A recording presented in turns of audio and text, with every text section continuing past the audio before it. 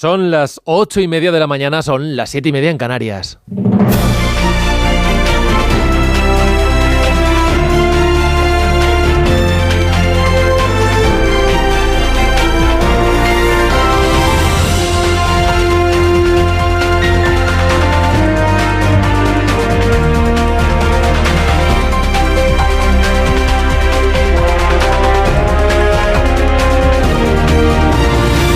Pues desde las 7 de la mañana les estamos contando cómo arranca este martes 13 de agosto y hasta las 12:20 les vamos a acompañar los de Más de Uno en todas las emisoras de Onda Cero. Y después de una cuarta ola de calor sofocante, lo que parece es que bajan las temperaturas por fin en prácticamente todo el país y muchas regiones van a tener un respiro gracias a las lluvias que llegan a partir de hoy. Aunque no sabemos cómo acabará este año, sí sabemos ya que 2023 fue el año más cálido en todo el mundo y desde que hay registros.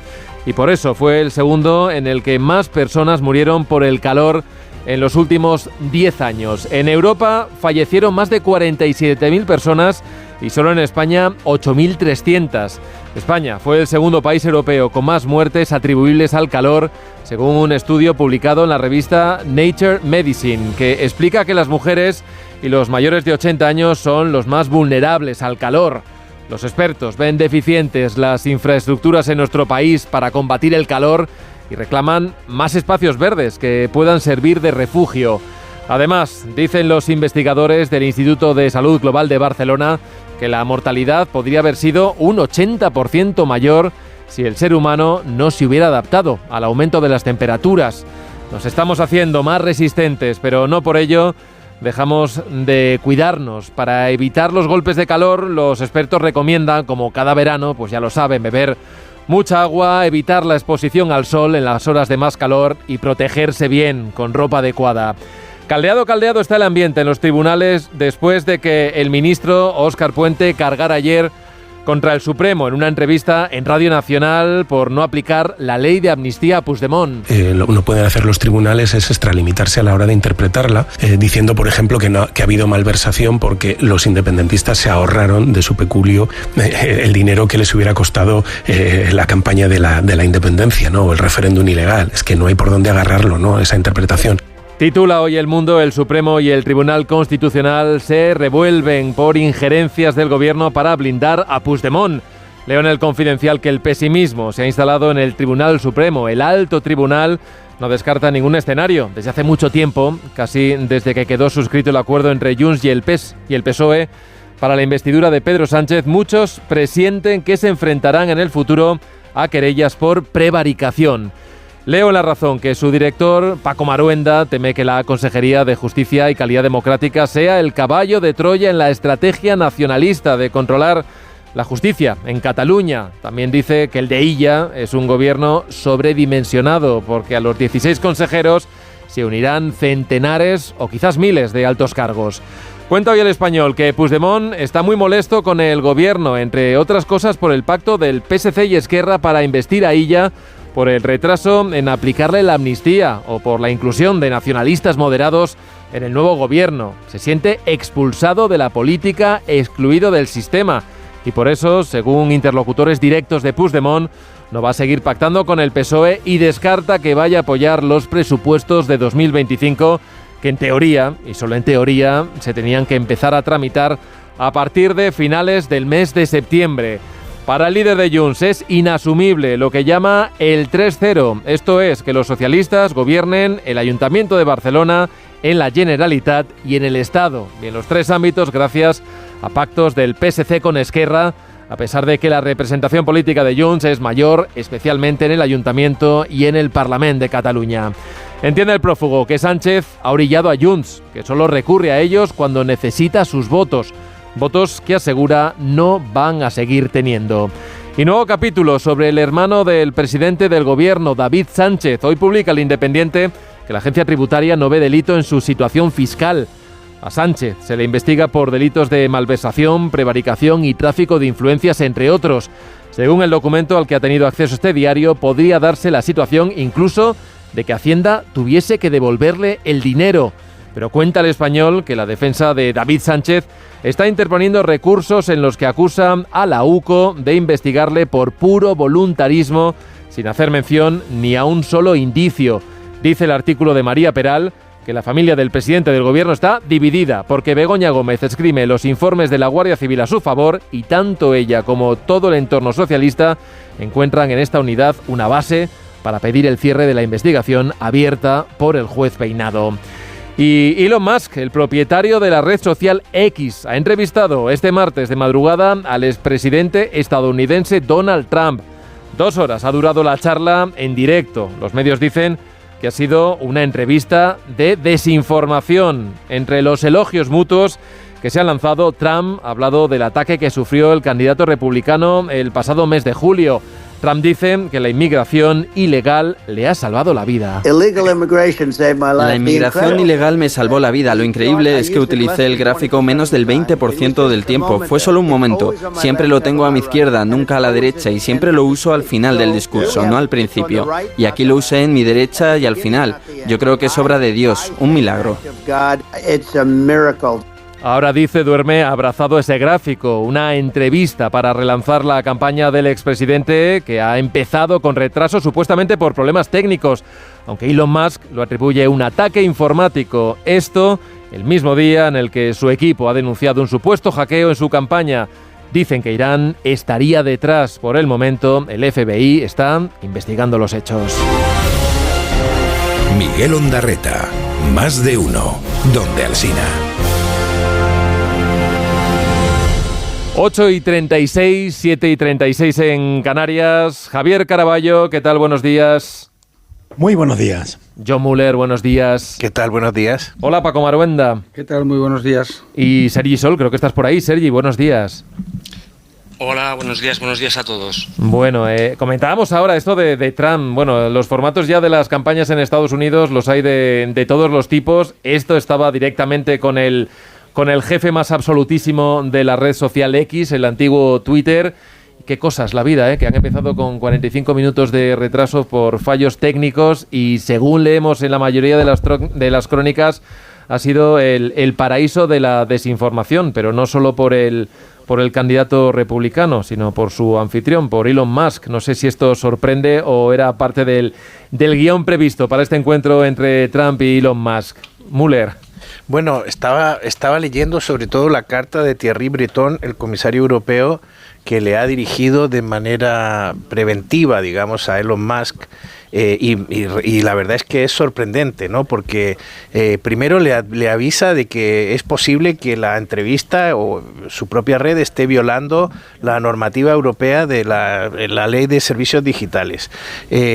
Le individualiza una cierta, o sea, crea o establece una cierta responsabilidad para los tuiteros con millones de seguidores. Le dice, usted es responsable, al tener 190 millones de seguidores, del contenido que difunde, etcétera, etcétera, etcétera. Bueno, es muy sorprendente, pero en la red, sobre todo los usuarios norteamericanos, se están burlando de la burocracia europea, de nuestra afición por la regulación, y que ya no solo llega a establecer normas, sino a que los responsables, digamos, ministeriales, en este caso, del asunto, te envíen cartas de aviso de está usted a punto de vulnerar la ley o está usted paseándose por el alambre y en cualquier momento puede vulnerar o sobrepasar nuestras normas, ¿no? Ya ni siquiera esperamos a que pasen las cosas y que exista un hecho al que objetivamente nos podamos referir, sino que simplemente la predicción de que eso puede ocurrir, porque como sospechamos que Elon Musk y Donald Trump son difusores de medias verdades y de fake news, bueno, pues lo van a hacer. No esperamos a que ella se produzca. O sea, Trump puede decir tonterías, como por ejemplo que un milagro le ha salvado la vida, o puede decir que el gráfico estaba a la izquierda o a la derecha y que eso hizo, bueno, pues que pasara lo que pasó, que donde lo más sorprendente de lo que pasó es que el servicio secreto dejara que ese tirador se acercara hasta esa posición y disparara. Pero puede decir cosas que tengan sentido para muy poca gente en la Tierra. pero y encomendarse a fuerzas sobrenaturales. Pero eso solo nos habla de sus creencias y de su carácter y muy poco de las personas que lo están escuchando. Es curioso, ¿no? Porque, claro, tenemos aquí a dos monstruos de la izquierda progresista, ¿no? Que son Elon Musk, que hay que matar, porque, claro, es que es el zar, el hombre de los más ricos y poderosos del mundo, ha decidido apoyar a Trump. Imagínate, cuando los pijoprogres europeos sí que sabemos perfectamente qué es bueno para América, ¿no? Lo que ha hecho es cargarse una plataforma que ahora mismo es un lodazal. Es un lodazal. Bueno, claro, es que aquí me hace mucha gracia. Vamos, se ha cargado una plataforma. Hombre, yo ahora es su dinero, ¿no? Él ha puesto 40.000 millones o 50 millones y hace lo que le da la gana con esa plataforma. Es el dueño, ¿no? Es que me hace mucha gracia. El New York Times puede apoyar a Kamala Harris, ¿no? Que es que no se trata, Paco, de apoyar o no apoyar. Se trata de no convertir esto en un nido de insultos, de mentiras y de... Pero vamos a ver, yo me pregunto, cuando mienten los progresistas demócratas americanos no pasa nada. No pasa nada. No. Es decir, Kamala Harris, que hasta hace 4 días era por el New York Times, el Washington, todos los periódicos de conservadores y progresistas, era un fracaso, una señora que no había sabido gestionar, que lo había hecho fatal. Eso es lo que hasta hace 4 días tal. Pero ¿qué ocurre? Que al final se descubre que es cierto, que Biden es un hombre que está acabado, es decir, física, mentalmente, y que está manejado por la camarilla que tenía a su alrededor, incluida con su mujer. Esa es la realidad que finalmente sale a la luz. Lo cual sería un escándalo brutal si hubiera sido Bush, hubiera sido cualquier presidente conservador, ¿no? Republicano, ¿no? Y entonces aparece Kamala Harris, ¿no? Y ahora todo el poderoso aparato mediático americano, que es mucho más poderoso que aquí y más uniforme, se vuelca con Kamala Harris, ¿no? Entonces Trump a mí no me gusta Trump, no tendría ni que decirlo, pero es que no me gusta ni Trump ni me gusta Kamala Harris. Me parece dos personajes nefastos, pero bueno, oye, que los americanos voten, ¿no?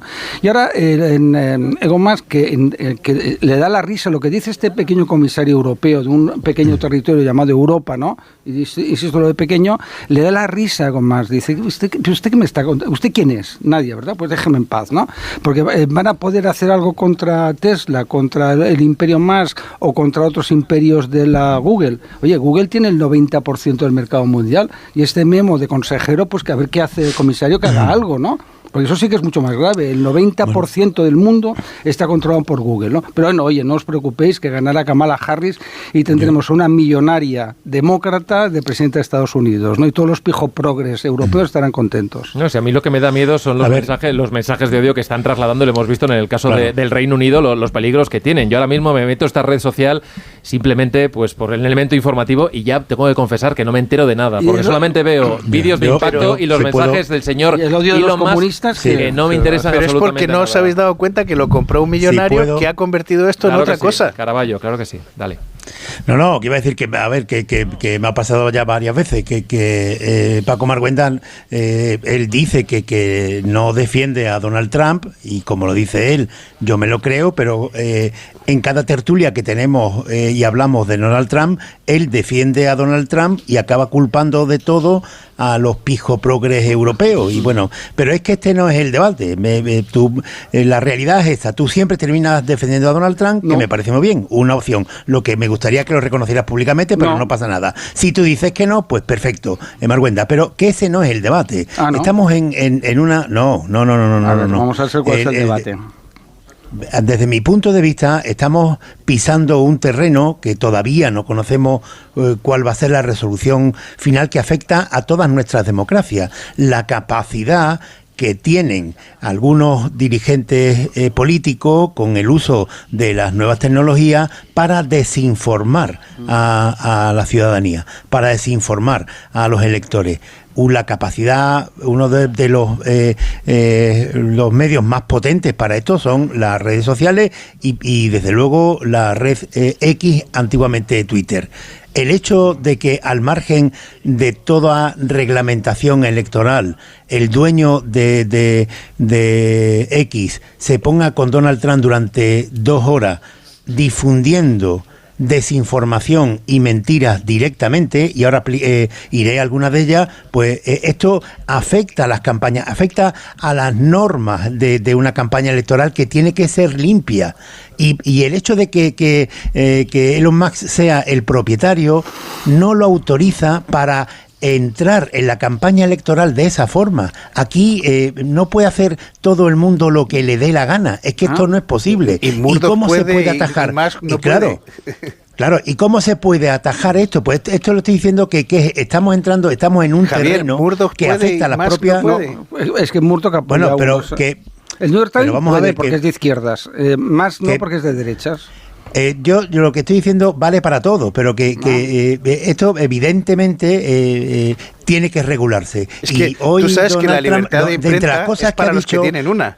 Bueno, pero que Donald Trump, entre las cosas que ha dicho, es que en Estados Unidos están enviándole de cárcel, están vaciando las cárceles de todo el mundo para enviar a los delincuentes allí, que van de África, de Asia, de Medio Oriente, de Sudamérica, y que él ha puesto como ejemplo a Venezuela, que dice que los delitos han caído un 80% porque se han deshecho de todos sus criminales y los han mandado a Estados Unidos. Esto es directamente falso y va como siempre. Pues hagamos un ministerio de la verdad. Oye, mira, yo creo que hay que hacer el discurso que tú haces es el de Sánchez. Esto, pero... No, es que es muy serio el tema, ¿eh? Es el tema más serio que hay sobre la mesa ahora y es el sanchismo, el discurso de Sánchez. Oiga, yo voy a establecer que es fake news, vamos a hacer una gran agencia de verificación que sea un ministerio, que entonces van a decidir, oye, pues los americanos son tontos o son listos, ¿no? Porque claro, oye, allá hay un consejo electoral, hay una estructura electoral, hay una supervisión electoral también, ¿eh? Que lo vamos a supervisar la política americana desde Europa. Manda narices, ¿eh? La Europa que Estados Unidos salvó 2 veces, no 3, perdón, miento, 3, ¿no? De caer en garras del totalitarismo. Primera Guerra Mundial, Segunda Guerra Mundial, Guerra Fría, ¿eh? Si no fuera por eso, ahora tendríamos a un Putin gobernando en Europa. Y eso fueron Estados Unidos, por cierto, republicanos, ¿eh? Es decir, ahí Eisenhower era republicano, es decir, demócrata, Roosevelt, etcétera, Marwenda, ¿no? ¿A ti te parece que es verdad esto que dice Donald Trump? Pero yo creo en la libertad de expresión. Yo creo, yo no soy nadie. ¿Y por qué? ¿Yo quién soy para decir? En ningún momento dices que es mentira y que hay que luchar contra las mentiras. Mira, tú intentas hacer creer de que yo soy trampista o de José. Si lo fuera, mira, me importa un pepino lo que opine la gente. Yo diría, soy de Trump y me parece cojonudo. Simplemente te digo que Trump no me gusta y Kamala Harris, que es una caradura y una vaga, tampoco me gusta. ¿Lo has entendido? Claro, no me gusta ninguno de los dos. Pero como no soy estadounidense, ¿qué decían los estadounidenses? Pero bueno, estamos analizándolo, ¿no? Tampoco vamos a quedarnos No se enfade. Y dejadme escuchar también me divierte mucho. A Sergi, hombre, pero reducirlo todo a que este es un cara dura y el otro es un mentiroso, en fin. Pues es verdad. Bueno, pero es como decir todo lo que dice es media verdad. Hombre, por favor. Algunas cosas, ¿no? Dime qué ha hecho Kamala Harris desde que fue nombrada fiscal. Oye, es que eso está escrito. Pero que estamos hablando de las mentiras de Donald Trump hoy. Y las mentiras de los demócratas. Las mentiras de Donald Trump que Kamala Harris incorpora en su programa electoral. O sea, Trump propone que no se sometan a tributación las propinas. Kamala Harris ha comprado esa parte de su discurso. Si es que aquí hay que ir con mucho cuidado, porque y hay cosas que se dicen, Trump dice medias verdades, y luego lo miras y dices, sí, puede ser una media verdad, pero no es una mentira total. Sergi, anímate, hazte fuerte. Sí. No, estaba escuchando ahí atentamente el debate, que además me parecía muy interesante, vehemente, ¿no? Sobre todo ahí entre Paco y Caraballo. No, a mí este tipo de... que estos personajes, me llama una reflexión que estos personajes, estos magnates, porque ambos son magnates, ¿no? En diferente medida, pero ambos son magnates, estos mandatarios, sea el perfil de gente que está condicionando el mundo, ¿no? Que sean este tipo de figuras las que cada vez tienen más protagonismo, las que cada vez tienen más poder, las que cada vez deciden más cosas, ¿no? A mí a veces que me da un cierto pavor, porque francamente en ninguno de los dos personajes me parece que sea edificante, ni comparto con ellos nada, creo que casi absolutamente nada.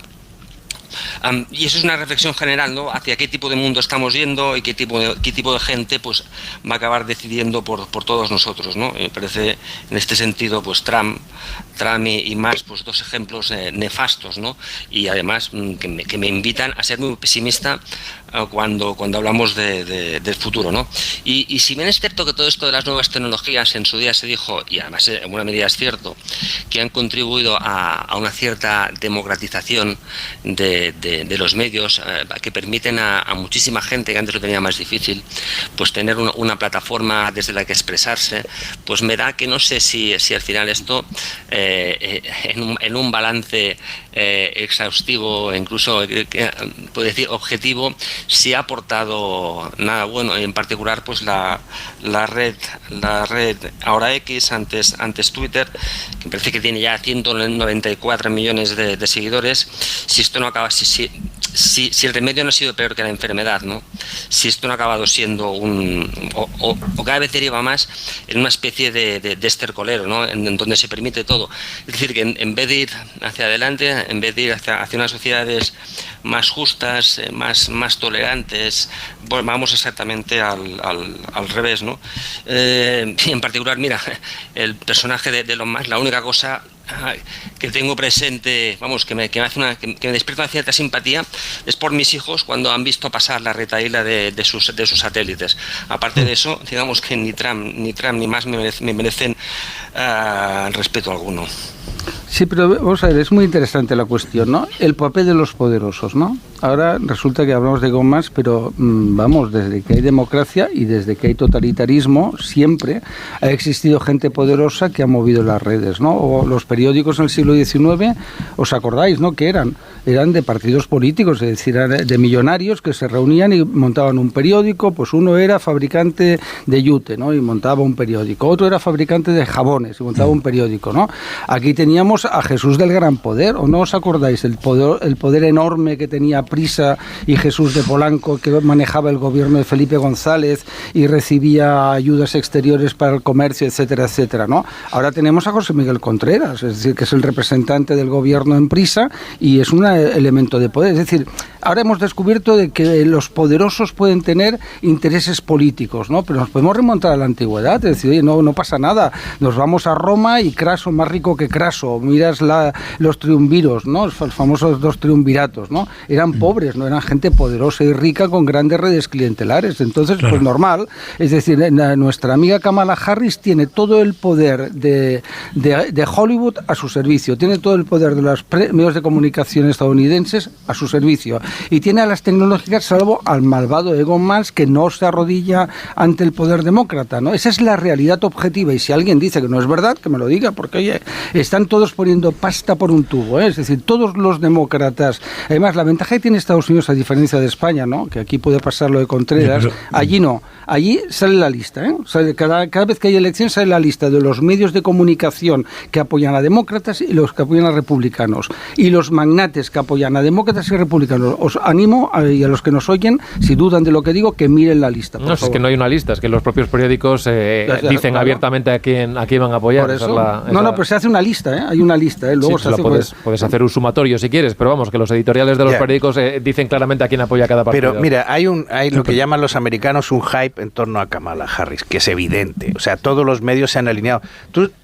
Kamala Harris no ha dado una sola entrevista desde que fue proclamada candidata. No se ha enfrentado a un solo periodista que le ponga palos en las ruedas a su discurso o que haya intentado contrastar con datos lo que ella está afirmando o lo que ella pretende hacer. Es más, no tenemos ni idea de cuál es su programa electoral. Por lo visto lo está armando con las ideas de Trump. Y para mí lo más significativo es eso, que no se ha sometido a una contrastación independiente de las opiniones distintas que hay en nuestra sociedad. Lo mismo que hace Pedro Sánchez cuando no se somete a la opinión de periodistas críticos. Bueno, pues a mí ese es un mal indicador de lo que está pasando. Yo creo que nos estamos dejando llevar por la idea de que Harris tiene una gran perspectiva electoral para fin de año y mi impresión es que no. ¿Qué va a pasar? Que va a ganar Donald Trump. ¿Y qué es lo que van a decir el discurso del pensamiento único? Pues que ha hecho trampas, que las redes sociales han manipulado a la población, que ese granjero blanco, pobre, que se siente discriminado y desplazado en la sociedad norteamericana, le ha votado porque es un facha pobre manipulado. Bueno, pues es que efectivamente, si los grandes medios están todos unánimemente comprando ese discurso, pues ¿qué vamos a hacer? Bueno, si queréis añadir algo más, porque quería sí. Dale. Sí, no, simplemente que por lo que decía Marguenda, que si tú crees de verdad que la realidad de este siglo XXI en el que estamos es la misma que de la antigua Roma, pues en fin, que ha existido siempre la mentira, por supuesto, claro. Pero que tenemos que admitir todo que en la actualidad, con estas redes sociales, los populistas, el populismo, y no todo el mundo es populista, no todo el mundo va sembrando el odio, no todo el mundo va sembrando racismo, pues tenemos un problema para combatir esos males objetivos de la democracia. ¿Que existió Nerón? Sí, pero que, Marguenda, comparar lo que ocurre ahora con hace 2000 años, pues es lo mismo. Me parece que no. Pan y circo. No, sí, creo que no. Y la responsabilidad es del que coge el pan y se va al circo. Exacto, pan y circo, y por eso se utiliza ese término y es habitual. Oye, mira, la mayor máquina de desinformación de la historia ha sido el comunismo, ¿no? Que aquí gusta mucho, déjame un segundo nada más, porque los profesores universitarios, los periodistas, etcétera, han sido comunistas muchos, ¿no? Entonces les gusta cómo van a ir en contra de su juventud. Claro, es que eran comunistas y estaba muy guay decir: yo es que soy del Partido Comunista de España, o de la Organización Revolucionaria de los Trabajadores, o de muchas ideologías de este tipo, de muchas formaciones de este tipo, pero la mayor máquina de horror y de crimen junto con el nazismo es el comunismo. Pero oye, no se puede criticar porque el comunismo es guay. Tú metes una placa. Estoy viendo que el problema de fondo es que no percibí a Donald Trump y este tipo de populismo como un riesgo real. Hubo un riesgo para cuando fue presidente, el orden mundial, ¿no? Para Estados Unidos, por el que está centrado. Entonces es muy difícil. Si tú no percibes como un riesgo real que haya alguien como Donald Trump diciendo las cosas que dice, pues entonces, claro, estamos hablando. ¿Qué guerras montó Donald Trump? Oye, yo te lo voy a decir, mira, todos los presidentes de Estados Unidos últimos, y es un tópico decirlo, pero es cierto, salvo Trump, se han metido en guerras o han montado guerras. El único, fíjate, el malvado Trump, el corrupto Trump, el mujeriego, lo que quieras, machista, homófobo, racista, lo que quieras, oye, me es igual, te lo compro, ¿no? Vale, fantástico, ¿no? El único que no montó una guerra. Todos los demás, oye, presidente más corrupto que Kennedy, que tenía un padre aliado con los mafiosos y es nuestro icono, el Camelot, es decir, un corrupto, con un vicepresidente corrupto petrolero, ¿no? Como era Johnson. Es decir, oye, de verdad, no idealicéis a los demócratas ni a los republicanos, ahí hay de todo. Bueno, os voy a pedir un paréntesis, si nos templamos todos un poco, y os voy a sacar de la actualidad diaria, de la política, de la de allí fuera y de la de aquí dentro, que enseguida vamos a analizar, porque quería dedicarle unos pocos minutos a hablar de Teodoro. No sé si sabéis quién es Teodoro. Es el primer cordero español modificado genéticamente, tiene muy pocas semanas de vida, no sé si lo habéis visto asomarse estas últimas horas por las páginas de algún periódico o por la televisión. Bueno, tiene una particularidad, es que un grupo de científicos ha cambiado el ADN de este animal, ha eliminado un gen específico que en principio tendría una función pues también muy concreta durante la reproducción y que podría estar relacionado con los casos de infertilidad. Estamos hablando de animales de granja, pero esto podría ser muy importante también, podría ser clave para estudiar fallos también en la fecundación humana. Me gustaría saludar a Pablo Bermejo, que es uno de los investigadores que está al frente de este trabajo. Pablo, ¿qué tal? Buenos días. Buenos días, ¿qué tal? Bueno, eres investigador también del Instituto Nacional de Investigación y Tecnología Agraria y Alimentaria del CSIC, y porque nos lo traduzcas todo un poquito más, nos lo hagas más cercano. ¿Cómo de relevante puede ser esta investigación para estudiar, por ejemplo, esos episodios de infertilidad y en su caso, claro, cuando esté más avanzado, ayudar a corregirla? Bueno, lo que hacemos con los modelos modificados genéticamente, pues para los científicos que trabajamos en ciencias biológicas son como la herramienta que tenemos para saber cuál es la función de un gen. Básicamente esto es muy parecido, ¿no?, a un cuadro de fusibles, ¿no? Si quieres saber para qué vale ese fusible, lo apagas y miras a ver qué luz enciende o se apaga, ¿no? Entonces, esto se hacía, y se sigue haciendo de forma rutinaria en ratones, y el ratón, pues gracias a los ratones sabemos muchas cosas, ¿no? Pero hay veces que el ratón no es un buen modelo, y creemos que para esto que estamos estudiando, que es la fecundación, y para otras cosas como la gastrulación, pues está bien tener otros modelos, ¿no? Y estos modelos antes no los podíamos tener porque era muy difícil hacer estas modificaciones genéticas. Se podía hacer, pero era muy complicado. Pero bueno, gracias a la tecnología CRISPR, pues ahora podemos realizarlo, ¿no? Bueno, ¿en qué fase estáis ahora? Porque Teodoro tiene unas poquitas semanas, creo, ¿no? Y vais a, lógicamente, tener que esperar a que crezca, ¿no? Y que... Claro, sí, tenemos que esperar. Generaremos también otros animales, ¿no? Teodoros y Teodoras. Y, tenemos que esperar, ¿no? Tiene que llegar a la pubertad, también tiene que tener descendencia. Trabajar con animales de granja pues va a su ritmo. ¿Y qué es lo que habéis hecho exactamente para poder estudiar esto de esos fallos que puede haber en los episodios de infertilidad?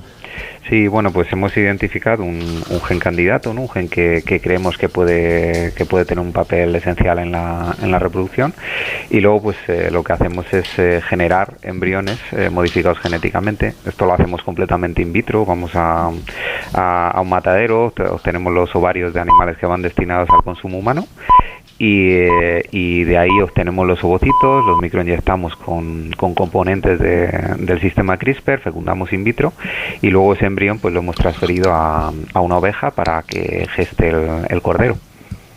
Y estamos hablando, insisto, de animales de granja, pero esto entiendo que también se podría extrapolar a humanos, la investigación cuando avance. Sí, claro. Tiene una doble vertiente, ¿no? Por un lado también es importante conocer los fallos reproductivos en animales de granja, pues porque también los hay y generan bastante daño económico a la ganadería y pues afecta, ¿no? a la viabilidad de las granjas. Y por otro lado pues también tiene la vertiente de que es un buen modelo para estudiar la fecundación humana. Bueno, me imagino que la técnica, nos lo decías antes, siempre nos imaginamos a los investigadores con los ratones. Esto ha cambiado bastante ya. La tecnología también lo ha hecho posible que se pueda experimentar, ¿no? Con técnicas menos complejas, digamos, para poderlo hacer, por ejemplo, con el caso que estamos hablando ahora. Esto no tiene nada que ver con la clonación, ¿no? Que tenemos todos en la cabeza, claro, la imagen de la oveja Dolly en nuestra memoria. Claro, antes habría que recurrir a la clonación, ¿no? Se podía hacer, pero la clonación es un proceso bastante complejo y poco eficiente. Entonces se podía hacer y algún animal se hizo modificado genéticamente en otras especies que no fuesen el ratón, pero era bastante complejo, ¿no? Gracias al descubrimiento de las endonucleasas específicas de secuencia, ¿no? Sobre todo CRISPR, ¿no? Que es la que realmente ha roto pues todos los esquemas. Pues ahora podemos aplicarlo a otros animales, ¿no? Y nosotros lo hacemos de forma rutinaria en embriones, y de momento no habíamos tenido la necesidad de generar un cordero, ¿no? Modificado genéticamente, pero claro, para estudiar la fecundación necesitamos que genere gametos, ¿no? Con lo cual sí que necesitamos ya el animal y es algo, ¿no? que ahora nos está permitiendo, pues cuando no es un buen modelo el ratón, pues tenemos otros animales sobre los que podemos investigar y ver si un gen es esencial, ¿no? Para un determinado proceso, ¿no? Tengo por aquí a John Muller, que me está levantando la mano constantemente, que te quiere hacer una pregunta. Si me permites un segundo, te la va a formular. Buenos días, Pablo. Muy rápidamente, dos cosas. ¿Habéis creado un nuevo linaje de corderos?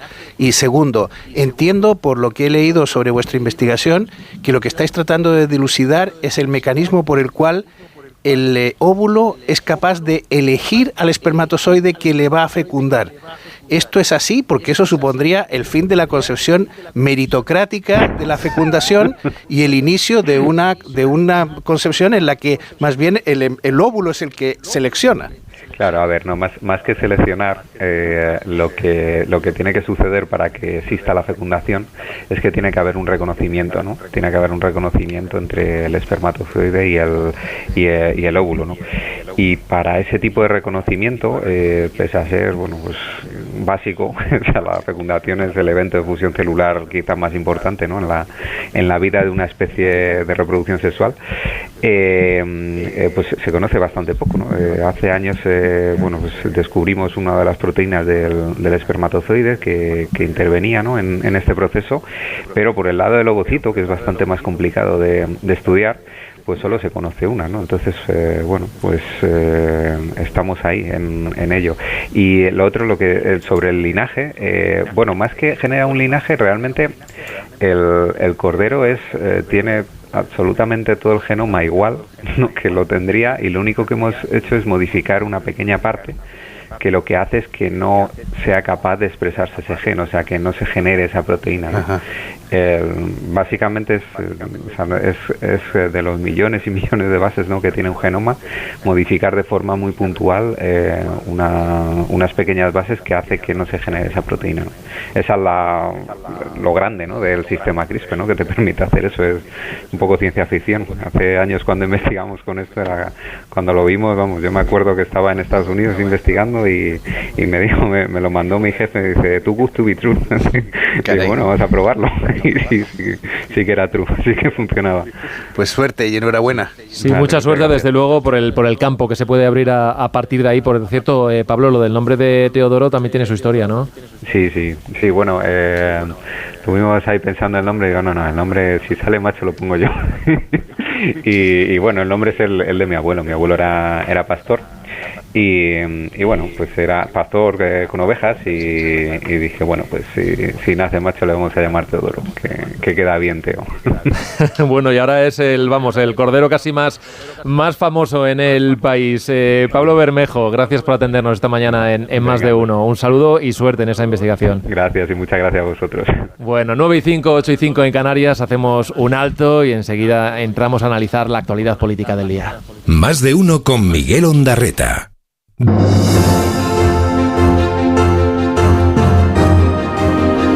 Miguel Ondarreta, Más de Uno, donde Alsina.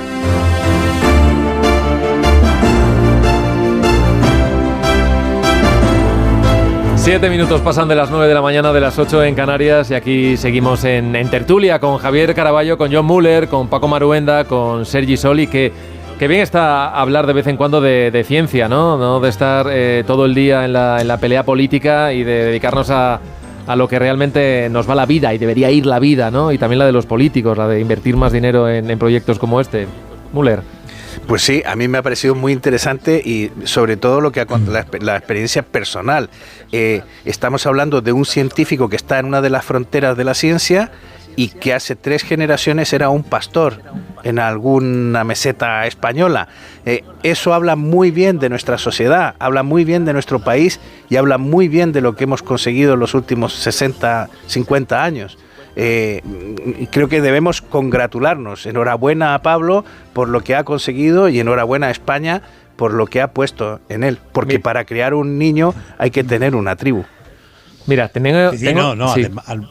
al margen de la importancia de la noticia en sí, todo esto es muy reconfortante porque, claro, como estamos siempre metidos en los asuntos que no a nosotros, a todo el mundo les interesa más y son los que llevan más conversación, que son este tipo de controversias políticas, pero de cuando en cuando se abre una ventanita como tú acabas de hacer y comprobamos que la vida sigue, que hay una vida real en la que no afectan ni Puigdemont ni Donald Trump y que hay gente que todos los días se afana en su oficio y que lo hace muy bien y que vive al margen de estas polémicas, eso es muy reconfortante. La vida sigue igual, al margen de las controversias políticas y al margen de las derivas de los gobiernos. Pues sí, eso pasa, es muy divertido, ¿no? Porque es cuando hacías tú una encuesta y decía, ¿y usted qué ve en televisión? Dice los documentales de animales de la 2 y tal, ¿no? Que no veía a nadie, ¿no? O una vez que me apareció en el periódico una asesora, ¿no? Que venía de un periódico argentino muy famoso que todos conocéis, ¿no? Y al final yo ya harto de escuchar las chorradas que decía, le dije, oye, una pregunta, por favor, ¿tú qué cargos has ocupado? Dice, no, vos sabés, fui redactor. Ah, vale, pues ya está, ya me lo contarás otro día, ¿no? Porque claro, al final la gente, decimos, no, la gente le cansa la política, 70% de gente va a votar, ¿no? Yo para que lo sepamos, es decir, a mí me parece maravilloso que nos gusten las cosas de ciencia, a mí me entusiasman como a vosotros, como modesto director de periódico lo daré grande, es decir, bien, perfecto, ¿no? Pero que sepáis, es un disgusto, la gente le sigue gustando mucho la política y van a votar y opinan y siguen las tertulias afortunadamente, porque hoy hagamos una tertulia de vaquitas, ovejas y pececitos al mar. Que esto no es blanco y negro, que la ciencia también puede ser política, ¿eh? Y podemos hablar de la política científica de los distintos gobiernos y de los presupuestos, ¿no? Que han dedicado también cada uno de los gobiernos, ¿no?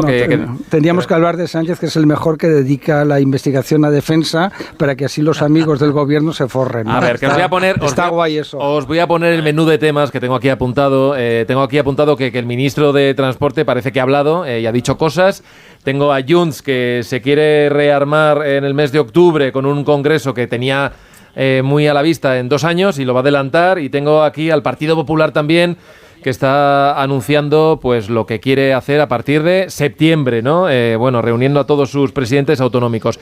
Si os parece, por empezar un poco por el orden, por esa entrevista que daba ayer en Radio Nacional de España el ministro de Transportes, en la que ha hablado un poquito de lo suyo y de lo de fuera, ¿no? Cuando han preguntado al ministro Óscar Puente por Puigdemont, por lo que hizo el jueves pasado y prácticamente que lo ha reducido todo a ruido, un ruido perjudicial para él y para el propio partido, pero es que luego ha venido a hablar de esto de la ley de amnistía y el argumento que ha utilizado el propio Puigdemont al decir que hay unos cuantos jueces en el Supremo que lo que se hacen y se dedican es a burlar las leyes que aprueba el Congreso.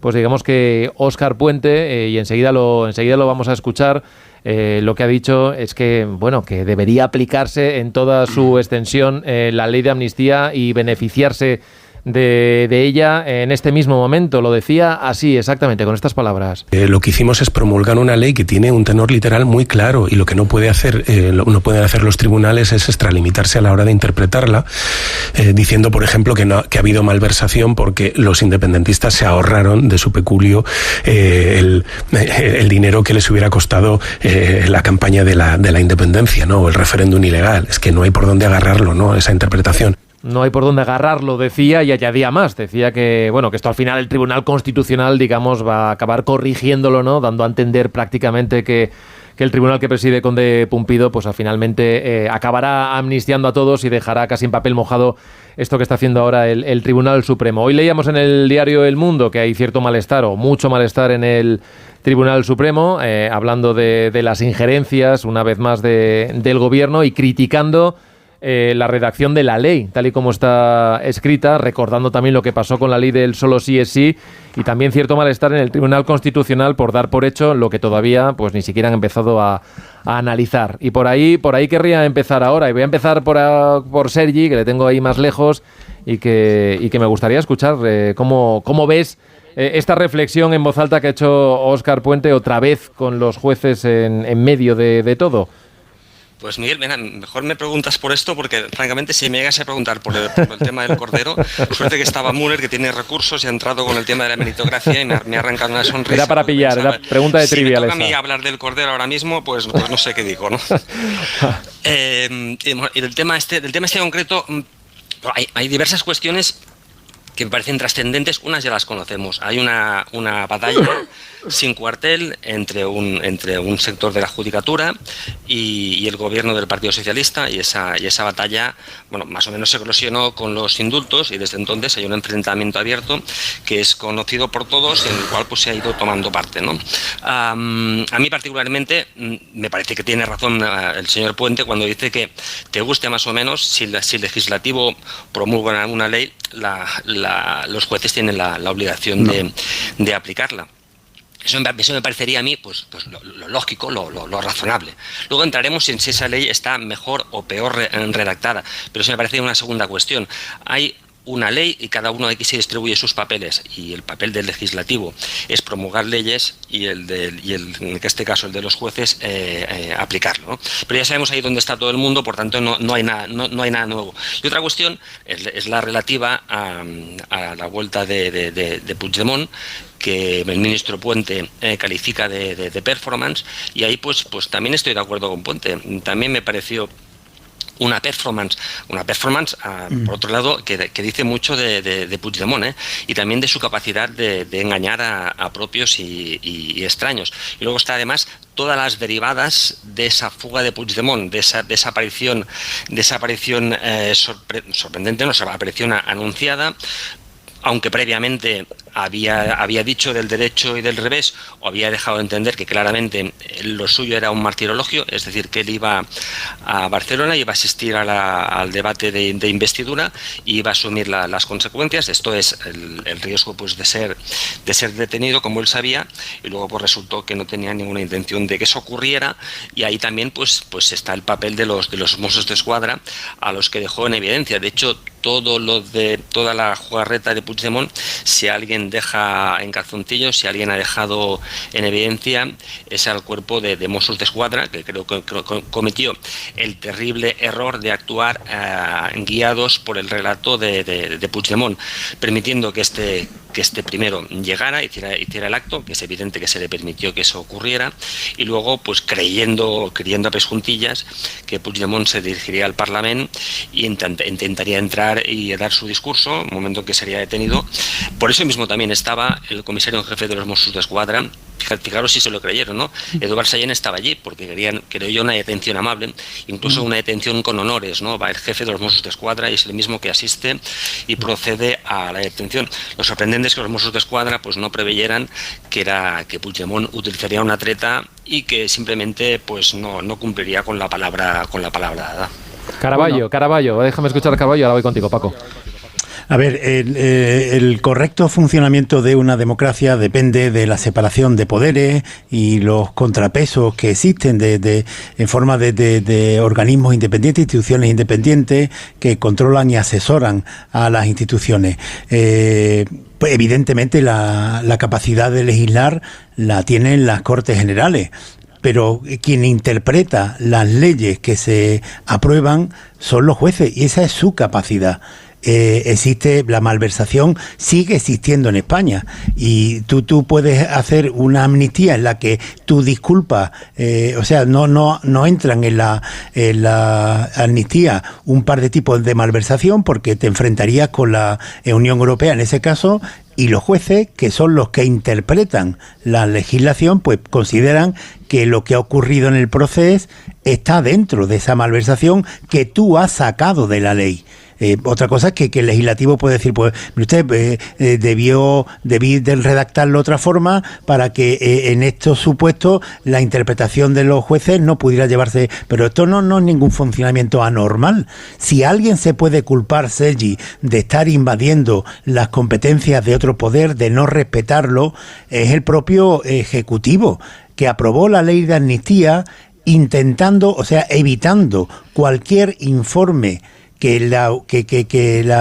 antes de llegar al Parlamento, cualquier debate, informes del Consejo de Estado, del Consejo Fiscal, del Consejo General del Poder Judicial, esto hubiera sido incluso antes de aprobarse la ley, que no se sabía. No, vamos a ver, todo esto el Poder Judicial a cargársela, que no esperaron ni esa. No, pero quiero decir, pero vamos a ver ese argumento tuyo cojea con esa evidencia. No cojea, que son organismos independientes. Tú puedes pedir un informe y ha evitado todos los informes, ha evitado cualquier debate para aprobarle a prisa y corriendo. Y luego, si se puede culpar a alguien de estar pisoteando la separación de poderes, es al Ejecutivo y a Pedro Sánchez en concreto, con la deriva que tiene el Tribunal Constitucional, constituido como un tribunal de casación que no está en nuestro ordenamiento jurídico. A mí no me parece un escándalo que los jueces cumplan con su labor y lo que hagan es interpretar las leyes, porque para eso están. Vamos a ver, aquí hay varias cuestiones muy interesantes que han salido, ¿no? En primer lugar, el concepto de amnistía. Claro que la gente se pronunció sobre el concepto de amnistía, es decir, ¿cómo no? Es decir, oye, yo soy profesor, yo me dedico a escribir también, aparte de dirigir un periódico, ¿no? Y hay catedráticos, hay compañeros míos, etcétera, que doctrinalmente plantean y dicen, oiga, la amnistía no es constitucional. Ya está. Es decir, pero eso es una cuestión que es pacífica en la mayor parte, salvo Javier Pérez Royo, ¿no? Que parece un ministro de Justicia de Fidel Castro, y alguno más, y un tal Urías, ¿no? Que por lo visto fue letrado constitucional, cosa que es a dedo, que la gente lo sepa, ¿no? Que no es una oposición.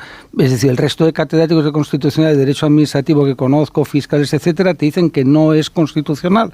Yo no he criticado el indulto, lo he dicho muchas veces, porque el indulto es un acto de fuerza del gobierno. El gobierno decide hacer un indulto y está en su derecho. Puedo yo no compartirlo, pero eso es distinto, pero su legalidad. Es una medida ilegítima la amnistía, ilegítima, por la cual un presidente del gobierno comete un acto no digno, que es comprar la presidencia del gobierno a cambio de 7 votos, ¿vale? Es decir, que la gente, eso en un acto, y aquí vamos, es una cuestión también de derecho, es decir, un contrato viciado en su origen declara su nulidad, es decir, para que se sepa. Es decir, por tanto, en la vida comercial, en la vida mercantil o en la vida de derecho civil, ¿no? Sería un contrato nulo de pleno derecho, ¿no? Por tanto, la amnistía es un tema que Conde Pumpido la va a declarar constitucional, sin lugar a dudas. Pero claro, ¿quién hay ahí en ese tribunal político, ¿no? Está una catedrática de Derecho Constitucional desde hace 4 días, ¿no? Hace 4 días que es catedrática y ha sido alto cargo del PSOE, ¿no? 4 días, increíble, ¿no? Está Montalbán, que es especialista en menores, en cosas de violencia a la mujer y tal, ¿no? Segoviano, secretaria de juzgado, que ha sido especialista en tema laboral, ¿no? Campo, que ha sido ministro del PSOE. Esos son los amigos de Conde Pumpido, esos son los grandes juristas. Yo animo a la gente que me escucha, si dice, no, Maruenda se pasa, vale, me paso, de acuerdo, vamos a hacer una cosa. Coger, por favor, amables oyentes, la lista, esto está en internet, de los magistrados del Tribunal Constitucional, del primer Tribunal Constitucional presidido por Manuel García Pelayo. Eran todos maestros del derecho. ¿Por qué esas sentencias, desde entonces, la cosa se mantiene un enorme prestigio? Claro, la sentencia que haga Conde Pumpido es que yo me partiré de la risa, como mucha gente, con la sentencia de los ERE. Y entonces estamos contraponiendo a los magistrados del Tribunal Supremo por oposición, de la Sala de lo Penal, ¿no? Juristas de reconocido prestigio, doctores en Derecho, con publicaciones, con lo que te acabo de decir, con una catedrática constitucional que hace 4 días, 10, que fue convertida en catedrática. Por favor, por favor. Luego el tema muy importante, ¿no? Los jueces, ¿qué tienen que hacer en el Estado de Derecho? Pues está muy claro. Pues aplicar las leyes siempre que sean constitucionales. Entonces, cuando tienen dudas sobre su constitucionalidad, pues hay una serie de mecanismos, tanto hacia la Unión Europea como hacia el Tribunal Constitucional, para preguntar. Aún sabiendo Manolo García Marchena, ¿no? Que es, como sabéis muy bien, es el presidente de la Sala de lo Penal, ¿no? Aún sabiendo el vicio corrupto político que tiene el Constitucional desde que está Conde Pumpido, digo expresamente, vicio de corrupción política, ¿no? Es decir, que está al servicio del poder, ¿no? Ha perdido su imparcialidad, ¿no? Es decir, porque que todos tengamos un sesgo, lo tenemos. Si yo fuera magistrado constitucional, que no lo seré nunca, pues tendría, pues es conservador, es verdad, pero lo que yo tengo que hacer es aplicar la ley, analizar la ley de forma justa, ¿no? ¿Lo va a hacer el Constitucional? No. Y luego lo de Puigdemont. Puigdemont, aquí pasó una cosa que luego supongo que hablaremos, ¿no? Puigdemont lo que decidió, que es una decisión controvertida, es no voy a ser rehén de Sánchez. No voy a ser rehén de Sánchez. Es mentira que hubiera un pacto con los Mossos, totalmente mentira. La última vez que hablaron los Mossos de Escuadra, un comisario que se dirigió, por cierto, ¿no?, a la gente de Junts, no puedo decir a quién, fue el 17 de junio, la última vez que hablaron, 17 de junio, estamos en agosto, ¿no? Por tanto, Puigdemont, cuando vio que Esquerra Republicana rompía la unidad del independentismo y se sometía a Marta Rovira, se abrazaba al Partido Socialista, ¿qué hizo Puigdemont? Les hizo un corte de mangas, digo, así, ¿queréis que soy idiota, que voy a venir y lo que voy a conseguir es que durante 2 días se aplace el debate de investidura, ¿no? Y luego ahí ya, y yo en el Supremo y luego en la cárcel detenido, ni de broma, yo me vuelvo a Francia tranquilamente y a Waterloo y os voy a hacer la vida imposible, y ahora estamos en esa partida. Y os pregunto, y voy contigo, Müller, mensajes como el del ministro Óscar Puente, en el que viene a decir como, bueno, estamos haciendo todo lo que podemos, el Supremo obviamente tomará sus decisiones, pero estamos cuestionando, ¿no?, las decisiones de esos jueces del alto tribunal. Esto va, digamos, en esa lluvia fina que entiendo va a empezar a dejar caer el gobierno para reconducir sus relaciones con Junts aquí en Madrid, porque decíamos esta mañana que el único asidero que tiene ya de poder realmente Junts ahora son los 7 votos en Madrid, ¿no? Y esa fuerza es la que entiendo que va a utilizar a partir de ahora. Bueno, hoy hay un periódico que dice que Junts no va a tolerar el 3-0 que de ahora mismo plantea el PSOE, ¿no?, y el PSC. Bueno, yo creo que sí que puede formar parte de eso, pero quería decir una cosa. A mí no me resulta tan extraño que el Tribunal Supremo haya cuestionado o haya interpretado la amnistía al tenor de lo que lo ha hecho. No nos olvidemos de que tardaron semanas en escribir, corregir, reescribir y corregir la impecable ley de amnistía, según las palabras del ministro de Justicia. Impecable ley de amnistía. Y donde las principales pegas siempre estuvieron por parte de Junts, que no se fiaba en absoluto de que ese documento, el tono literal que le dieron sus redactores, iba a ser exactamente interpretado así por el Tribunal Supremo, con lo cual a mí me parece que ya el gobierno y el Parlamento, en el momento de la elaboración de la norma, daba muestras de inquietud respecto de cuál iba a ser el criterio que el Tribunal Supremo iba a seguir, con lo cual no me parece nada extraño que lo haya seguido. De eso no tenía duda alguna nadie, ¿no? Que el Supremo iba a plantear problemas en la ley de amnistía, lo sabíamos todos desde el principio. Lógico. Claro. Desde el día que se habló de la ley. Exacto. Y entonces, ahora nos sorprende que el Supremo haya planteado esos problemas y luego el ministro adelantando las decisiones de los tribunales, sobre todo del Tribunal Constitucional, como ya hizo el presidente del gobierno hace 2 semanas, de una manera muchísimo más sutil e inteligente que como lo ha hecho Óscar Puente esta vez, que ha sido más brutal. Y bueno, pues aquí estamos en una situación en la que efectivamente el deterioro de la legitimidad de las instituciones es muy importante y esto nos va a pasar factura en algún momento en el futuro. Respecto de lo que dices, efectivamente forma parte de la reconstrucción, yo diría no tanto de la reconstrucción como del pago que el PSOE, Pedro Sánchez, le debe y los ministros que están todos en ese puesto gracias a los 7 votos de Junts, le deben a Junts. ¿Cómo va a ser esa relación en el futuro? ¿Qué nivel de espesor va a tener esa relación y qué solidez va a tener? Pues no sería capaz de adelantarlo, pero yo tengo la impresión de que a Pedro Sánchez en las últimas 2 semanas, que está muy calladito en Lanzarote, donde probablemente se entreviste con su amigo Rodríguez Zapatero, que Sánchez ha pasado 2 semanas en las que todo le ha salido bastante bien. Y para más remate hoy el dato de inflación, que además es bueno. Mira, lo voy a comentar ya que lo has dicho, el dato de inflación que hemos conocido hace, os lo voy a decir ya directamente, que se confirma el dato adelantado que dimos hace 2 semanas. Se han moderado los precios, la subida, que siguen creciendo, lo que se modera es el ritmo de esa subida al 2,8% en el mes de julio. Esto tiene que ver un poquito el precio de la electricidad y también el precio de los alimentos que siguen subiendo, pero también a un menor ritmo, a un 3,1%. Así que bueno, se confirma que el ritmo hacia arriba de la subida de los precios, pues en el mes de julio ha retrocedido 6 décimas. Es un buen dato. Todo lo que sea llegar y acercarse al 2%, interpretamos que... ¿Qué cosas decíamos y escribíamos cuando gobernaba Rajoy? ¿Qué cosas? Es decir, algún día algún alumno tendrá que hacer un doctorado analizando el papel de los medios de comunicación en la época de Rajoy, ¿no? Cuando hablábamos de la pobreza extrema, ¿no? Y ahora los datos de España infantil, ¿os acordáis, no? Es decir, cada día era como un martillo pilón. Rajoy, lo malo que es, lo insensible que es la derecha, el austericidio, etcétera, el endeudamiento público, las pensiones, ¿no? Es decir, los pobres pensionistas que venían. Ahora ya no hay eso, ¿no? ¿Sabes por qué?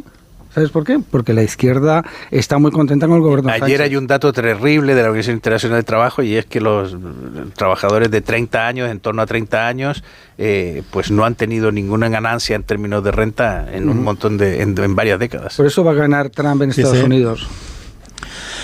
No, que esto es el fenómeno de los trabajadores pobres, que son gente que tiene su salario pero que no llega a fin de mes. Por eso está España en este momento por eso tiene 2 trabajos. El país creo que es el país, es el país de la zona euro con más riesgo de pobreza. Y esto, evidentemente, los buenos datos que se ofrecen, los datos de macroeconómicos, pues no se corresponden con esta realidad de trabajadores pobres. Pero por cerrar, por mi parte, lo de que hablamos de Óscar Puente, que todo está el acoso y los insultos de Óscar Puente a la independencia del Poder Judicial, lo que está tapando es su gestión, que es para lo que le pagamos, ¿no?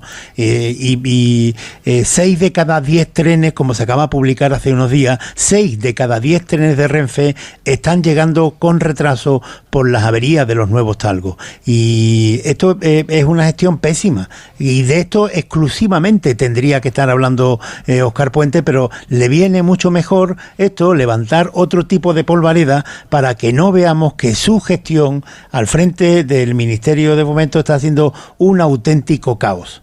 Bueno, de esto vamos a hablar enseguida y vamos a hablar también de qué va a hacer el Partido Popular a partir de la vuelta de las vacaciones, que ya anuncia una reunión con todos sus presidentes autonómicos para hacer frente común. ¿A qué? Pues a la financiación singular de Cataluña, de la que seguimos sin tener todos los detalles, esa letra pequeña que el gobierno de momento se reserva para sí. 9:30, 8:30 en Canarias, enseguida vamos con todo. Más de uno con Miguel Ondarreta.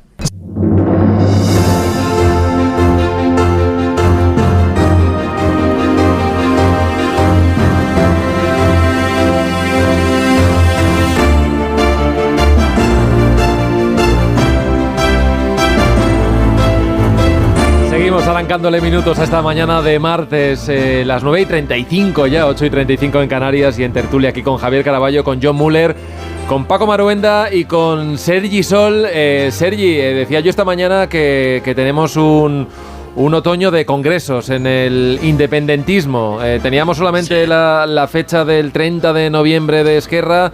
Me decía una amiga ayer, dice, le han hecho una OPA a los de Junts, se les ha colado por delante y van a hacer su propio congreso, que no les tocaba hasta el año 2026 a Junts, y bueno, ayer Jordi Turull anunció, bueno, pues que lo van a adelantar a este mes de octubre. Además lo quieren colocar un fin de semana y una fecha muy simbólica por esto de que se cumplen 7 años de esa declaración unilateral de independencia del 17 que aprobó el Parlamento, y lo que quieren hacer, según explicó ayer el secretario general de Junts, pues no es darle la vuelta al partido, sino reforzar un poco la estrategia en el escenario actual en el que están en la oposición, que quieren aglutinar, digamos, todo el descontento del independentismo, que quede todo en Junts. Y le preguntaban exactamente también ayer a Jordi Turull qué estrategia van a seguir a partir de ahora en Madrid, y eso es una de las cosas que se van a decidir. No imaginamos un relanzamiento de la estrategia independentista desde el liderazgo de Junts per Catalunya sin la participación activa del president Puigdemont. Puigdemont en tot aquest procés. Esta es otra de las derivadas que estaba presente. Decían también que iban a decidir la estrategia y la alianza con Pedro Sánchez a través de esos 7 votos, esos 7 escaños que tienen en Madrid, y le preguntaban por el papel que va a tener Puigdemont, que recordamos, Sergi, no figura en el organigrama en ningún momento de Junts, pero vamos, que su sombra no es alargada, es alargadísima. Y yo no sé, tu opinión, ¿qué papel le reserva esta formación a partir del mes de octubre? Pues no va a ser tan fácil como parece, porque pese a que Puigdemont, como dices, no es que sea alguien que dice cosas, que manda un poco. Puigdemont, pese a ser un militante de base, ejerce de monarca absoluto. No hay absolutamente nada. Y eso además es un caso insólito, Miguel. No hay ninguna otra formación política en la cual un militante de base mande como manda él. Incluso diría más, no hay presidente alguno en ninguna formación política que manda como manda este militante de base en Junts. Por tanto, el futuro de Junts también es en buena parte, o es el futuro de Puigdemont, que por otra parte se comprometió, eso dijo él, a abandonar la política en caso de no resultar elegido. Dijo en su momento que esto de ejercer de jefe de la oposición, pues que no, que se le jugaba todo en una carta, que eran las elecciones. Acuérdate que tenía que ir a las europeas. Decidió con el avance electoral ir a las catalanas, planteó el tema de la restitución y no le salió como esperaba. De hecho, lo que ocurrió en esas elecciones es que el independentismo, es la primera vez que ocurre, perdió la mayoría absoluta, y de hecho es esa pérdida de la mayoría absoluta del independentismo lo que ha provocado que él no pueda ser presidente. Lo máximo que aspiraba era a forzar una repetición electoral. Por otra parte, hay voces en Junts abiertamente que plantean que lo que debe hacer Puigdemont, ahí está por ejemplo Xavier Trias, el que fuera candidato a exalcalde de Barcelona y ahora candidato que ganó las elecciones en Barcelona de Junts, aunque se haya quedado apeado de la alcaldía, que plantea abiertamente que lo que debe hacer Puigdemont es ser el presidente del partido. Pero eso también enoja a la actual presidenta del partido. Yo estuve el otro día en una entrevista, le preguntaron por este tema a la actual presidenta Laura Borràs, y os puedo asegurar que se molestó muchísimo, ¿no? Porque ya me están moviendo la silla antes del congreso alguno, que además ya lo he tenido previsto para 2026. Pero tampoco va a ser una decisión fácil, porque Borràs además representa un sector muy determinado de esa coalición, ¿no? Ese sector, vamos a decir, un poco más revoltoso y ajeno a la tradición de convergencia.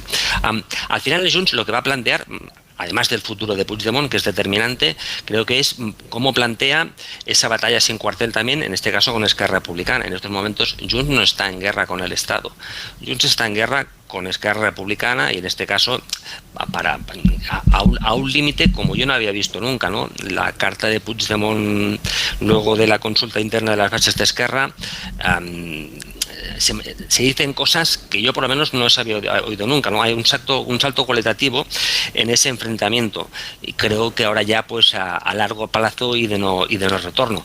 Y por otra parte pues tenemos ahí el Congreso de Esquerra Republicana, que convoca ese Congreso por una crisis de resultados consecutiva, encadenando varios resultados electorales que la han mermado notablemente de representación, y en particular pues el último golpe, que es, o el penúltimo, que luego hubo las elecciones europeas, el que le apeó después de la presidencia de la Generalitat. Esquerra Republicana estuvo gobernando y se quedó y perdió 12 diputados.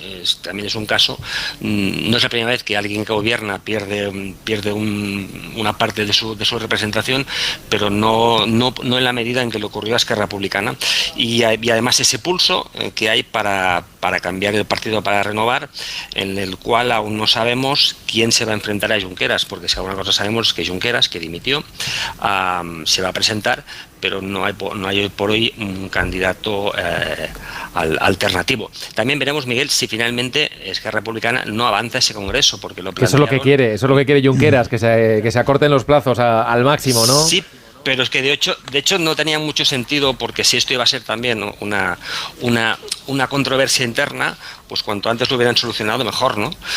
Tenía poco sentido plantear como plantearon en el Congreso a finales de noviembre, pero en estos momentos Junqueras tampoco puede decir nada sobre el avance del Congreso, porque ya no es miembro de la elección. Si deciden avanzar el Congreso, lo van a decidir los que están en la elección, no ya Junqueras. Paco, y tú dices que Puigdemont no es todavía un jarrón chino dentro de Junts, que tiene futuro todavía en la formación. Bueno, vamos, no solo tiene futuro, sino que es quien manda, y además manda con el beneplácito del apoyo. Vamos a ver, desde Madrid y la factoría Contreras se dedican a lanzar el bulo este de que Puigdemont está cuestionado dentro de su partido, que los sectores más antiguos quieren cargárselo y que quieren poner a alguien que sí que llegue a acuerdos con Sánchez, ¿no? Es vivir en una galaxia paralela, aparte de una chorrada, ¿no? Porque claro, es que al final dicen tantas tonterías y tan insólitas. Mira, para el electorado de Junts, lo del otro día, la performance que dicen y todo eso fue un éxito, es decir, porque mostró osadía. A mí me lo decían ellos, dicen, no, estamos encantados, osadía. Hemos mostrado, el presidente ha demostrado osadía, ha ido, se ha reído de todos, ¿no? Y ha regresado y va a seguir dando la batalla, ¿no? Entonces aquí Esquerra ha hecho una pirueta peligrosa, ¿no? En mi opinión, muy peligrosa, que solo si les sale muy bien será un acierto, y es el concierto económico para Cataluña, la soberanía fiscal, llámalo como quieras, lo del nombre es lo de menos, ¿no? Llamémoslo soberanía fiscal, ¿no? Si le sale bien, cuidado, lo va a gestionar ella. Es que a mí me da la risa, es decir, en los próximos 4 años, si no pasa nada, digo, suponiendo que la legislatura aguante, y ya va a tener miles de millones que no tendrá en el resto de España para poder gestionar. Lo que tenga el resto de España será por endeudamiento del Estado, ¿no? Por lo tanto, va a poder gestionar en beneficio suyo, lo cual pues tiene sus ventajas, ¿no? Esquerra, si le sale mal, si en el Congreso de los Diputados no se aprueba esa norma, cosa que es difícil que Junts la apoye, es difícil, muy difícil, como los presupuestos, etcétera, pues Marta Rovira se queda colgada de la brocha, ¿no? Decía mi buen amigo Sergi, bueno, claro, ¿quién es el candidato de Puigdemont? De Junqueras, contra Junqueras. Es decir, lo que sabemos es que Marta Rovira quiere matar a Junqueras, es decir, que Aragonés quiere matar a Junqueras, pero no han presentado un candidato. Es la propia Marta Rovira que vive feliz en Suiza pagando el partido. Es decir, eso es la alternativa. Es que no se sabe, no sabemos, ¿no? Entonces, ¿por qué este Congreso? Que es la gran pregunta que ha dejado desconcertados a Contreras y los suyos, ¿no? Pues muy sencillo, para rearmar el partido. Es decir, es tan sencillo como ese. Tenemos un liderazgo peculiar, y es que es un militante que tiene el liderazgo moral y decide. Tenemos a Laura Borràs, que está ahí, y luego están los que mandan, ¿no? Los que mandan es fácil de ver, si no hay que ser un gran experto. Mandan Batet, mandan Rull, Turull y Nogueras, ¿no? Estos son los que mandan en el partido. El resto, pues están ahí, ¿no? Y más, Pujol, etcétera, ¿están con quién? Con Puigdemont, que nadie se equivoque, están con Puigdemont, están encantados. Puigdemont está haciendo lo que mi amigo Jordi Pujol hubiera querido hacer, es la independencia de Cataluña. A mí no me gusta, me parece un horror, ¿no? Y lo combatiré democráticamente y lo criticaré, ¿no? Pero que Puigdemont hace este congreso, él ha decidido hacer este congreso para rearmar y sobre todo atraer a gente de Esquerra Republicana. Esa es la clave. Bueno, y lo que ayer también quiso hacer en esa ejecutiva es cerrar filas en cuanto a lo que hizo el jueves pasado en Barcelona. Vamos, que allí nadie critique, ¿no? La entrada y la salida. Lo que hizo Puigdemont, bien hizo está. Eso es lo que también Turull quiso que se supiese en el día de ayer. Caraballo. A ver, el problema de Junts y de Puigdemont, que este es un partido bastante personalista, no tiene mucho que ver con la antigua Convergencia y Unión, que era mucho más transversal. Este es muy personalista.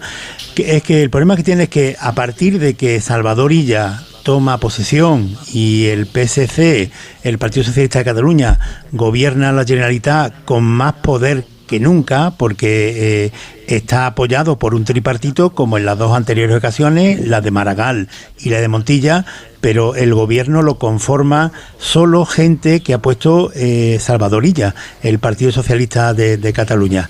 Entonces, el problema ahora es que esto que podemos presumir que será una legislatura no como las anteriores, no corta, de 3-4 años. El problema para Puigdemont es dónde sacar algún protagonismo ahí, porque las últimas batallas las ha perdido todas, donde podía tener alguna referencia importante. No tiene el Ayuntamiento de Barcelona, no tiene la Generalitat de Cataluña y bueno, en el Congreso de los Diputados puede seguir apoyando a Pedro Sánchez, pero el problema para Puigdemont es ¿y qué le pide ahora a Pedro Sánchez? Porque ya le ha pedido la ley de amnistía y no va a empezar a pedir cosas para que se beneficie su adversario político en Cataluña. Entonces, el papel de Puigdemont es complicado. Si esto lo prolongamos en los próximos 2-3 años, entramos en la esperanza de Esquerra Republicana, que Puigdemont se vaya consumiendo en sí mismo, se pueda retirar, como anunció que iba a hacer si no ganaba las elecciones y conseguía gobernar, se retire de la política y Junts vaya desapareciendo y que la cuota de independentismo que quede pues la termine asumiendo íntegramente Esquerra Republicana. Yo creo que este es el planteamiento que se hace, por eso desde esa competencia incluso en los congresos me da la sensación de que tal y como están dispuestas las cosas en la actualidad, tiene más garantías de que le salga mejor la estrategia Esquerra, que es el partido más débil, que Puigdemont, que puede ser algún fenómeno más de efervescencia en los últimos tiempos. Müller, con este plan renove que tenemos de los partidos independentistas en el otoño, de Junts y de Esquerra, mucho margen al gobierno no le queda en el Congreso, ¿no? Porque siempre estamos pendientes de... Primero son las elecciones, luego son los congresos, los presupuestos y los apoyos son los que son, y las aritméticas son las que son en el Congreso de los Diputados. A partir de ahí, margen, ahora mismo, la continuidad, el status quo del gobierno. Bueno, es el campo que a Sánchez le gusta, ¿no? Esta situación de impredecibilidad, en estas situaciones en las que él puede torcer a izquierda o derecha según vengan dadas las circunstancias, como tiene un saquito de concesiones que hacer, tiene el poder y controla muchos cargos y gran parte de la administración, bueno, pues él tiene un margen de maniobra muy importante y como te digo, yo creo que las dos últimas semanas en su checklist de conquistas, yo creo que el balance que le sale es bastante positivo,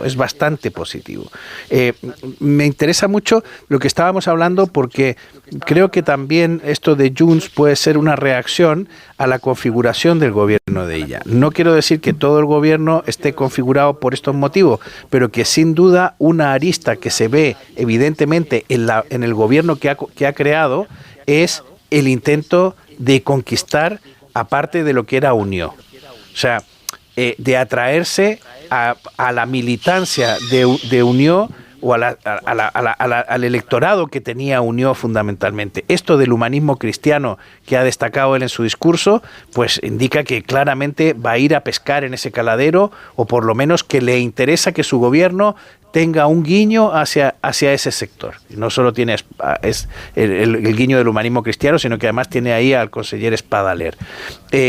Y luego tiene el papel de Jaume Duch, que pues, la mayoría de los periodistas lo conocemos y hemos tenido relación con él y sabemos cómo es y lo que hizo durante la etapa del proceso y tal. Bueno, pues ayer Junts le criticaba por ser un submarino españolista. A mí me parece que le ha tocado un sector extraordinariamente complejo, el de las embajadas, que es un tema increíblemente impopular en el resto de España, porque todo el mundo piensa que ahí es donde la Generalitat tira el dinero, y a ver cómo Jaume Puig reconduce eso y rediseña, digamos, la imagen exterior absolutamente desacreditada que cogieron los catalanes después del intento unilateral de independencia del 17, ¿no? Pero los catalanes, digo, Cataluña, la región de Cataluña. Dejadme avanzar un poquito con la estrategia que va a poner sobre la mesa el Partido Popular a partir de la vuelta. Ya inmediatamente se está anunciando cómo va a venir. Madre mía, estamos en 13 de agosto y estamos hablando de cómo viene el curso político, pero es así. Están anunciando ya, Paco, a la vuelta, lo decía ayer Feijóo, una convocatoria de reunir, ¿no? Bueno, a todo el poder territorial que lo tiene, prácticamente gobierna en casi todas las comunidades autónomas, a excepción de 3 donde está el Partido Socialista, de reunir y hacer ese frente común frente a la propuesta de financiación singular de Cataluña. ¿Qué margen tiene Feijóo realmente para frenar, aparte de la aritmética? Porque ahora mismo tampoco al gobierno, como decíamos ahora, le dan los números para poder llevar a cabo las reformas, ¿no?, que hacen falta para impulsar esa financiación singular, a no ser que luego se acuerde todo entre ella y Sánchez, que iremos viendo cada paso.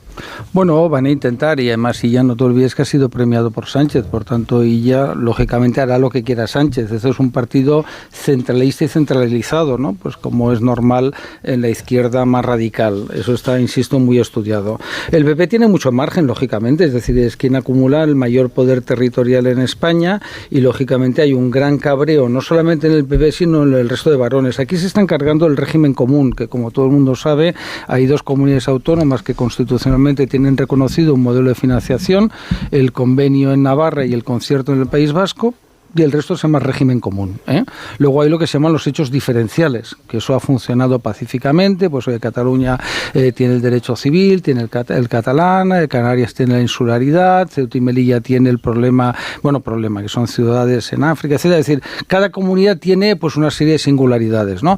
Aquí lo que estamos es hablando de que se va a romper la solidaridad y la igualdad entre españoles. Ya está. Es decir, donde además con una cierta carácter cínico desde el gobierno, pues se dice que no, esto es como Alemania. Mentira, no es Alemania, no tiene nada que ver, es mentira. No mintáis, Óscar Puente and Company, ¿no? Porque lo que aquí se hace es que la comunidad autónoma decidirá qué cupo da, ¿sabes? Vamos a un sistema, si me permites la ironía, de beneficencia, ¿no? Como se hacía en el antiguo régimen, la aristocracia decía, yo soy catalán, por cierto, ¿no? Decía, oye, pues voy a hacer un hospicio, ¿no?, para estos pobres niños abandonados, ¿no? O voy a dar de comer, ¿no? ¿Sabes? Etcétera, etcétera. Pues lo mismo. Los catalanes diremos, oye, pues mira, este año vamos a dar 2.000 millones, no, 1.500, que no me apetece dar 2.000, ya está, ¿no? Ya hago un poco de caricatura para que los pringados de Madrid, Extremadura, Castilla-La Mancha, Andalucía, etcétera, etcétera, lo entiendan. Digo pringados, cariñosamente se entiende la ironía, ¿no? Pringados, ¿no? Porque Cataluña vuelve a lo que fue siempre, si me permites, desde la época de Cambó, no, desde la época de las Cortes de Cádiz, donde los diputados catalanes estaban para defenderle a las burguesías extractivas, ¿no? Utilizo terminología comunista, para que la gente lo vea, ¿no? Es decir, la burguesía catalana siempre coincide en algo. ¿Por qué les gusta tanto el gobierno de ella actualmente? Porque es un gobierno pues que va a traer más pasta. ¿Cómo no te va a gustar? Es decir, entonces los diputados catalanes en el Congreso lo que hacían era negociar buenos aranceles, buenas ventajas comerciales para que los catalanes, perseguidos y odiados por Franco, como sabes, fuéramos los más ricos de España. Franco nos odiaba, pero puso la SEAT, no la puso en Andalucía, no, ni en Extremadura, la puso en Barcelona, en mi tierra, ¿no? Por tanto, vamos a ver más de lo mismo, y el PP sí va a tener mucho margen, pues para algo que es inconstitucional, pero mira, Sánchez siempre dice lo mismo, el problema es el Supremo, lo que le puede pasar a Sánchez ahora es el Supremo. Pero cuando llegue al Constitucional, te lo dicen siempre los ministros, y puedo pasar un polígrafo, eso ya Conde Pumpido lo resuelve.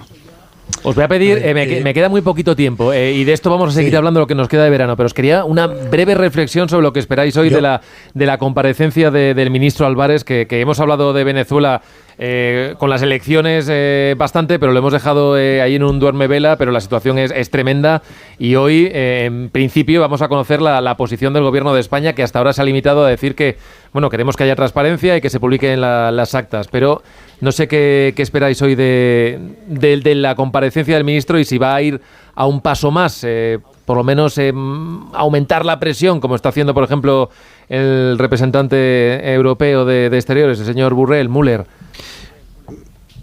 Bueno, estaba pensando ahora que en el debate que ha mencionado, que estaba hablando Paco, una de las cosas que va a resucitar es el famoso mito del 4%. El famoso mito del 4%, y lo aviso ya para que el personal esté atento a lo que viene, era aquella cosa que dijo Jordi Pujol y Durán Lleida en el Parlamento, de que el déficit fiscal entre comunidades autónomas no podía ser superior a un 4%.